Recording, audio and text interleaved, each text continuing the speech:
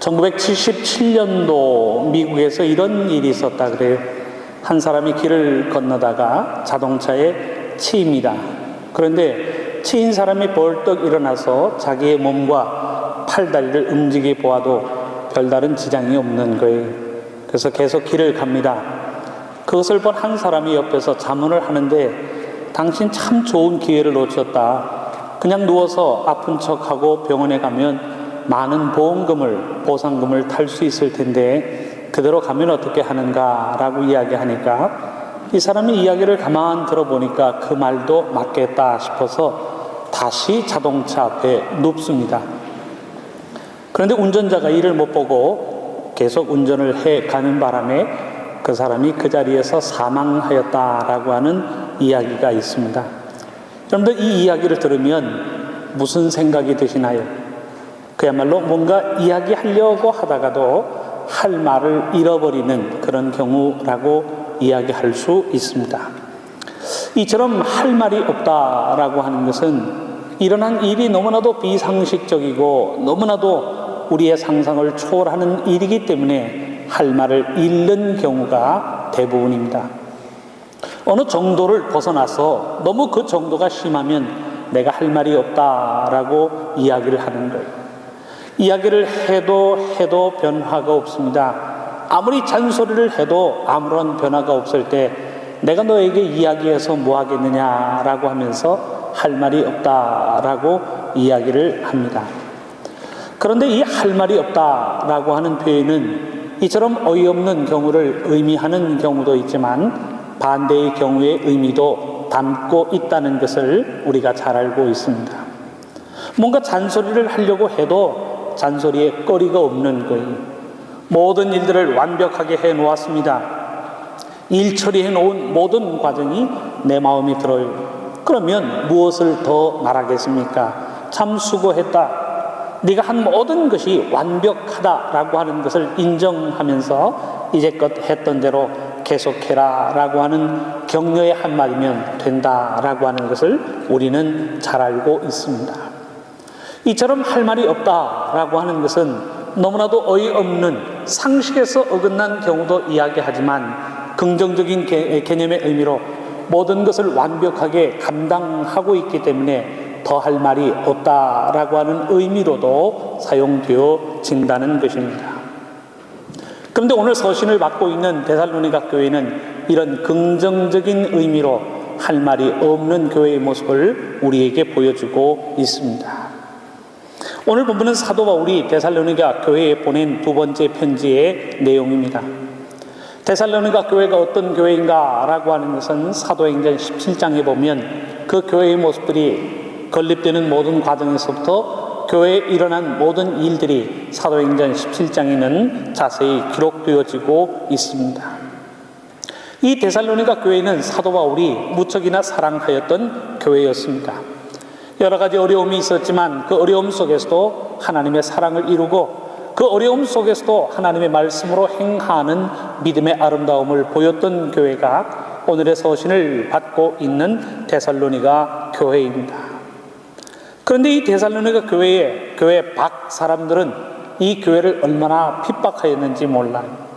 교회 안에는 아무런 문제가 없었는데 교회 밖에 있는 사람들이, 유대인들이 교회를 핍박합니다. 교회를 조롱합니다. 교회의 어려움을 가져다 주고 있습니다.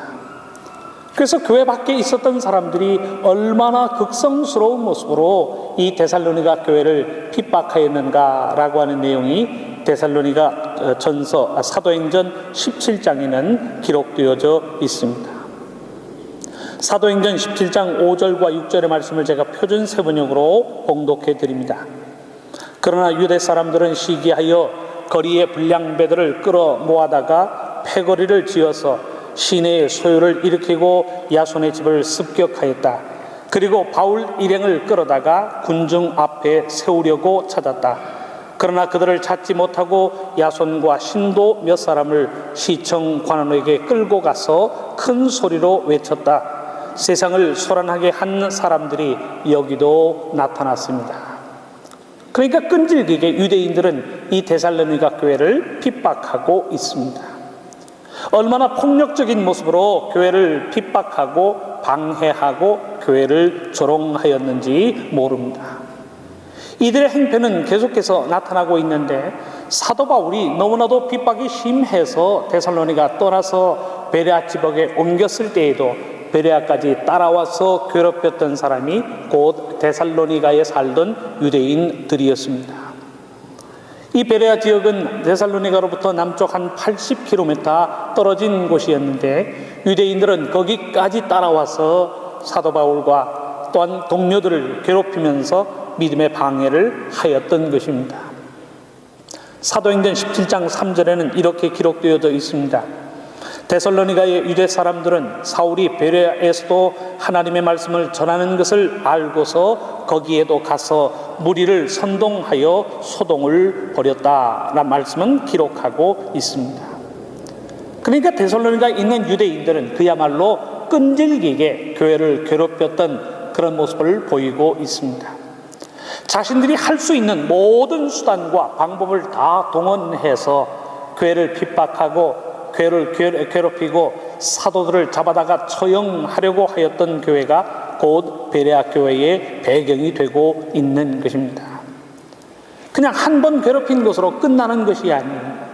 얼마나 지속적으로 반복하여 괴롭히고 있는지 모릅니다. 자신들이 미워하는 모든 사람들이 다 사라지기까지 괴롭히고 어려움을 주고 고통을 주었던 배경이 곧 데살로니가 교회의 배경이 되고 있습니다. 그런데 감사하게도 밖에서는 이러한 핍박과 어려움이 주어지고 있음에도 불구하고 데살로니가 교회 교인들은 사랑의 한 덩어리를 이루고 있습니다. 하나님의 말씀을 받고 그 하나님의 말씀에 복종하고 순종하며 살아가는데 하나의 문제도 보이지 않았던 교회가 곧 데살로니가 교회의 모습이었습니다. 그들은 언제나 사랑의 한 덩어리를 이루며 살아가고 있습니다.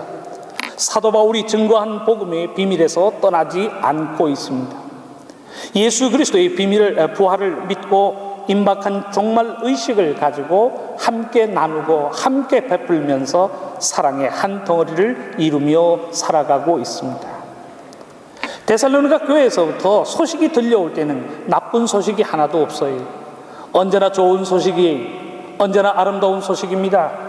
언제나 듣는 사람들의 마음속에 감동이 차고 넘치는 그 아름다운 소식이 데살로니가 교회로부터 들려오고 있습니다. 그러니 사도 바울도 오늘의 본문을 통해서 너에게 할 말이 없다, 너에게 쓸 것이 없다는 사실을 그는 고백하고 있는 것입니다. 이 데살로니가 교회와 여러분들 잘 알고 있는 고린도 교회를 한번 비교해 보시기를 바랍니다. 데살로니가 교회에 비교해서 고린도 교회를 비교하여 본다면 고린도 교회는 그야말로 힘도 있었고 모든 물질의 풍요로움도 가지고 있었던 교회가 고린도 교회입니다. 그런데 이 교회 안에는 분열의 문제를 가지고 있었습니다. 나는 아볼로, 나는 게바, 나는 바울, 심지어는 우리는 그리스도파라고 하면서 사분오열되는 문제가 고린도 교회 내에는 존재하고 있었습니다. 심지어는 윤리의 문제도 있어서 음행의 문제가 존재하였던 교회가 곧 고린도 교회입니다. 먼저 먹고 나중에 먹고 라고 하는 문제로 시험에 들어서 그 시험의 문제로 인하여 교회가 분열하고 어려움을 당하는 교회가 곧 고린도 교회였습니다. 심지어는 예수 그리스도의 부활조차도 의심하는 사람들이 등장했던 교회가 곧 고린도 교회입니다. 할 말이 얼마나 많았을까요? 윤리의 문제, 사랑을 이루지 못하는 문제, 예수 그리스도의 부활을 의심하는 문제까지 교회 내에 존재하고 있었던 교회가 곧 고린도 교회입니다. 그래서 사도 바울은 고린도 교회를 생각하면 너무나도 할 말이 많은 거예요. 편지를 보냅니다. 고린도 전서를 보내고 고린도 후서를 보냅니다. 기록에 의하면 고린도의 4번째 편지까지 전해진 것으로 우리는 알려져 있습니다. 우리가 가지고 있는 것은 고린도 전서와 후서 2편의 편지이지만 기록에 의하면 4번의 편지까지 보내서 사도 바울이 간곡한 부탁을 남겼던 교회가 고린도 교회라고 하는 사실이에요. 그만큼 할 말이 많은 거예요. 예수 그리스도의 사랑에 대해서도, 믿음의 문제에 대해서도, 행함의 문제에 있어서도 많은 할 말을 가지고 있었던 교회가 곧 고린도 교회입니다. 할 말이 많다라고 하는 것은 그만큼 교회 내에 많은 문제가 내재되어 있었다는 사실을 의미하고 있습니다. 그런데 이러한 고린도 교회에 비해서 데살로니가 교회는 어려운 환경 속에서도 믿음의 비밀을 지키고 있습니다. 언제나 사랑의 한 덩어리를 이루면서 부활의 소망을 가지고 살아갑니다. 어느 것 하나 탓할 것이 없어요. 하나님의 말씀을 받아 그 말씀으로 행하며 살아가고 있고, 예수 그리스도의 십자가의 사랑을 받아 예수 그리스도의 십자가의 사랑을 이루며 살아가는 교회가 곧 오늘 본문에 등장하고 있는 데살로니가 교회입니다. 오늘 본문에서 이야기하는 쓸 것이 없다라고 하는 본문의 의미는 이미 믿음으로 잘 감당하고 있다라고 하는 사실을 전제하고 있습니다. 말씀을 받아 말씀으로 행하고 예수님의 십자가의 사랑을 이루며 살아가기 때문에 더 할 말이 없고 더 쓸 것이 없다라고 하는 사실을 이야기하고 있습니다. 그래서 이 데살로니가 전 후서를 통해서 그 표현들만 세 번이 등장하고 있습니다. 오늘 본문 9절에도 보면 형제 사랑에 관하여는 너희에게 쓸 것이 없다는 사실을 언급하고 있습니다. 데살로니가 전서 5장 1절의 말씀을 보면 형제들아 때와 시기에 관하여는 너희에게 쓸 것이 없다라고 이야기하고 있습니다.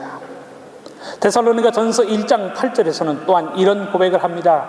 하나님을 향하는 너희의 믿음의 소문이 각처에 퍼졌으므로 우리는 아무 말도 할 것이 없노라 라고 이야기를 남기고 있습니다. 무슨 말을 하겠습니까? 이미 하나님의 말씀을 받아 그 말씀을 지키고 하나님의 말씀을 이루며 살아가는 데살로니가 교회에게 사도 바울이 무슨 권면을 더하겠습니까? 예수님의 십자가의 사랑을 받아서 그 사랑을 이미 이루고 있는 교회에 사도 바울이 무슨 권면을 더하겠습니까? 그러니 오늘의 본문을 통해서 더 쓸 것이 없다라고 하는 말로 교훈하고 있는 것입니다. 사랑하는 소망교회 여러분, 한번 이런 가정을 해 보십시다. 한 가정에 남편이 있어서 성실함을 보입니다. 아침에 일찍 출근해서 회사의 일을 열심히 잘 감당하고 끝나면 바로 퇴근해서 가족들과 함께 시간을 갖습니다. 때로는 부인이 늦게 귀가할 때면 미리 음식을 준비해서 부인에게 감동을 줍니다. 남편이 평생 한 번도 큰 소리 쳐본 적이 없습니다. 언제나 협조적이고 긍정적이고 낙천적인 모습으로 살아갑니다. 때로는 낭만적인 모습으로 부인에게 감동을 줍니다. 아이들에게는 자상한 아버지이고요, 부인에게는 듬직한 기둥과도 같은 모습을 가지고 살아가는 한 가정의 가장이 있다라고 이야기해 보십시다. 무슨 할 말이 있겠습니까? 우리 남편은 최고야 라고 하는 말밖에 더 있을까요? 반대로 한 가정에 부인이 있어서 사랑스러움을 보입니다. 항상 부드러운 얼굴로 미소를 잃지 않습니다. 신경질을 부리는 일이 없고요, 속상해도 괜찮다라고 하면서 모든 것을 인내하고 감내한단 말이죠. 때로는 애교와 재치가 넘칩니다. 바가지 한 번 긁는 일이 없는 모습으로 살아갑니다. 남편이 좀 부족하고 미련해도 남편을 최고로 인정하며 격려하며 살아가는 부인이 있다라고 해보십시다. 무엇이라고 이야기하겠습니까? 저는 꼭 한마디밖에 할 것이 없어요. 그런 사람은 저희 집사람밖에 없습니다 라고 합니다. 만약 이러한 모습을 가지고 산다면 배우자에 대해서 무슨 이야기를 하겠습니까? 아무런 불평이 없는 거예요. 아무런 원망이 없는 거예요. 더 이상 요구가 없습니다. 모든 것을 다 수용하고 수용함을 통해서 하나님의 사랑의 아름다움을 이루며 살아간다는 거예요. 사도 바울에게 있어서는 데살로니가 교회가 그런 교회였습니다. 하나님의 말씀을 증거하면 말씀대로 살고 예수님의 십자가의 사랑을 증거하면 십자가의 사랑을 이루며 살아가는 모습을 데살로니가 교회는 보이고 있습니다. 그러니 그 사랑의 한 덩어리를 통하여 사랑의 한 덩어리를 이루며 살아가는 교회의 모습을 보면서 나는 쓸 것이 없다라고 고백하고 있는 것입니다. 그런데 사랑하는 성도 여러분, 사도가 우리 데살로니가 교회를 향하여 할 말이 없다라고 이야기하는 결정적인 이유가 무엇인가라고 하는 것을 우리는 마음속에 새겨야 합니다. 그들이 가지고 있는 어떤 외적인 환경 때문에 내가 너희에게 할 말이 없다라고 이야기하고 있는 것이 아닙니다.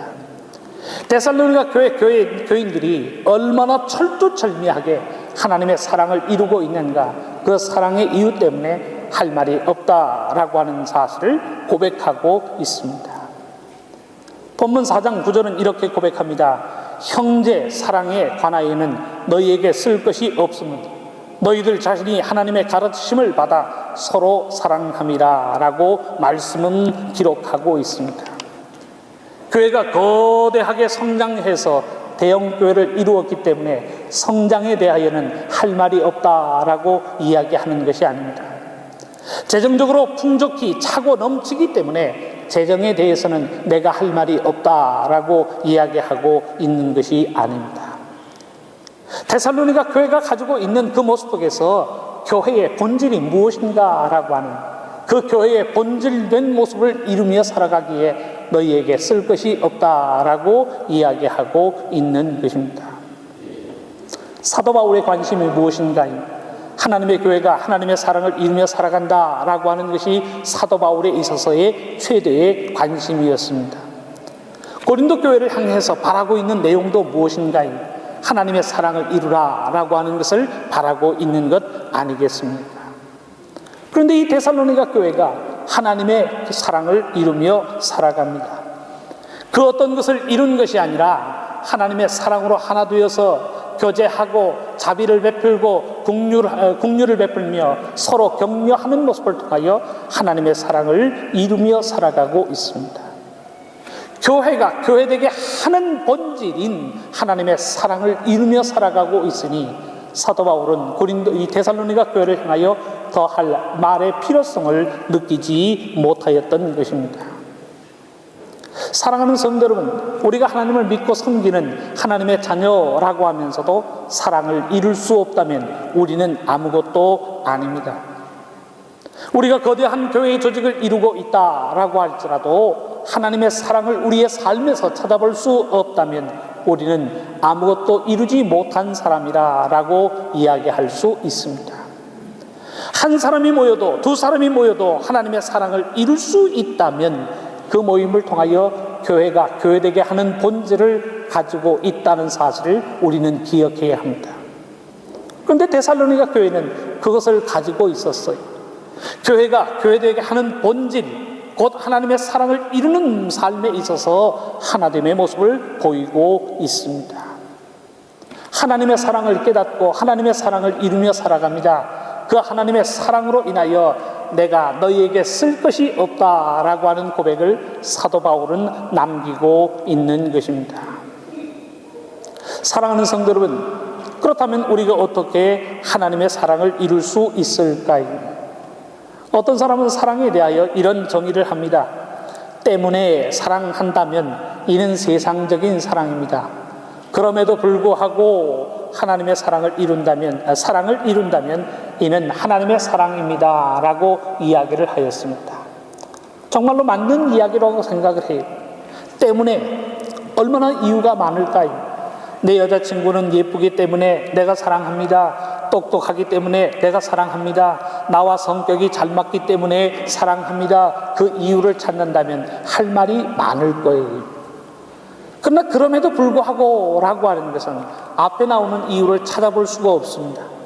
아무리 내 눈을 뜨고 내 마음을 열고 긍정적인 이유를 찾으려고 해도 내 마음에 드는 이유가 하나도 없을 수 있어요. 이유를 찾을 수 없지만 그럼에도 불구하고 사랑하는 것이 하나님의 사랑을 이룬다는 사실을 우리는 기억해야 할 것입니다. 사랑하는 성도 여러분, 하나님께서 나를 사랑하시는 이유가 무엇인가 라고 하는 것을 한번 헤아려 보세요. 찾을 수가 없어요. 하나님이 왜 나를 사랑하시고 하나님이 왜 나를 사랑하시기 때문에 독생자 예수 그리스도까지 십자가에 처형하셨는가라고 하는 그 이유를 생각해 본다면 도무지 찾을 수가 없습니다. 나는 윤리적으로도 도덕적으로도 비난받아 마땅한 삶을 살아가고 있습니다. 날마다 순간마다 하나님의 말씀을 이루지 못하며 살아가는 부정적인 이유가 더 많은 삶이 곧 나의 삶이라는 사실을 나는 고백할 수밖에 없어요. 그런데 하나님 우리를 사랑하여 주시잖아요. 사랑을 받아야 할 아무런 이유가 없지만 그럼에도 불구하고 우리를 사랑하여 주시는 분이 곧 우리의 하나님이십니다. 그 사랑을 받았다면 우리의 삶 또한 그렇게 살아야 하는 거예요. 뭐 이유가 있기 때문에 저 사람을 사랑하고 저 사람과 협력하는 것이 아니죠. 이유는 없습니다. 이유를 찾으려고 해도 찾아질 수 없습니다.